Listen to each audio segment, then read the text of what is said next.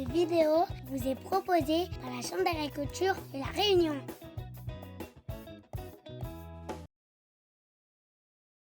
La canne à sucre est la principale culture présente à l'île de La Réunion.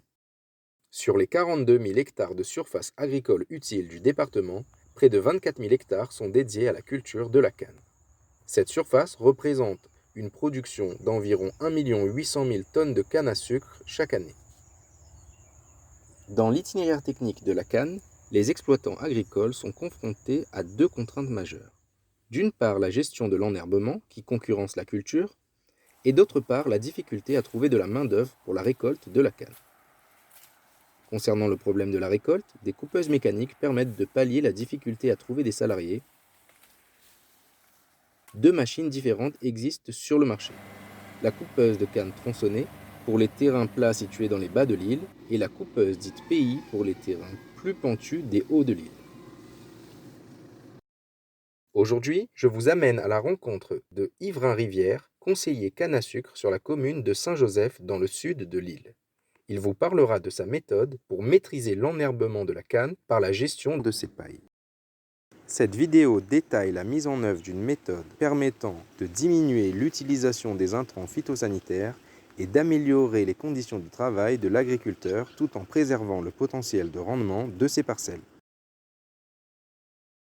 Il n'y a rien qui vaut le travail manuel. Le travail manuel, les coûteux, les longs, tout ce que vous connaissez.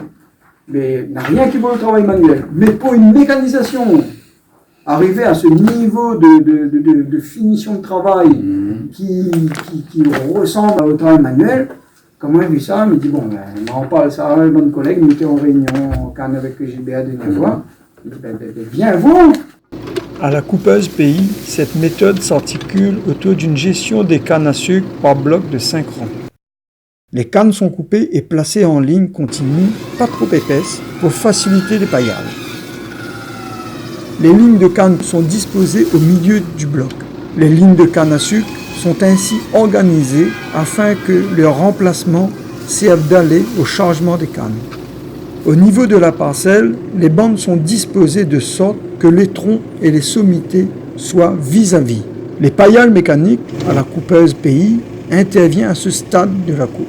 Cette opération s'effectue à l'aide d'un peigne agrippé dans la pince de la tête de coupe.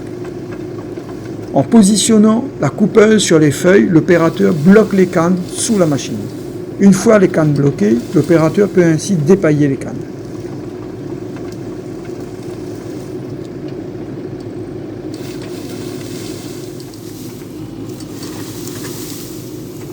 On peut voir que la limite entre les cannes dépaillées et non dépaillées est nettement visible. Les paillages des bandes côte à côte permettent l'obtention d'une grosse quantité de paille sèche entre les deux allées.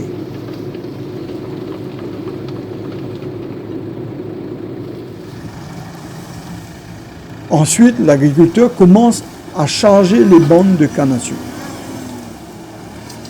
C'est lors de cette étape que l'on procède à l'étiquetage des cannes à sucre. Cette opération est effectuée à l'aide d'une tronçonneuse. Les cannes sont ensuite disposées dans la remorque, les sommités vers l'extérieur.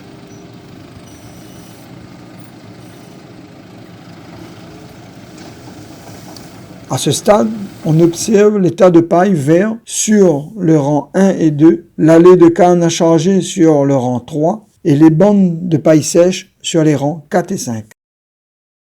Enfin, l'agriculteur étale la paille. Cette opération doit être réalisée le jour même. En intervenant rapidement, les pailles commenceront à se décomposer le plus tôt possible.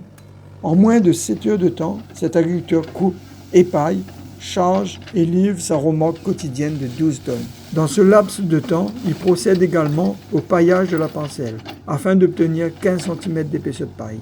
À l'échelle de la parcelle, seules les allées feront l'objet d'un traitement herbicide, soit 40% de la surface. Les 60% restants ne nécessiteront pas d'intervention chimique.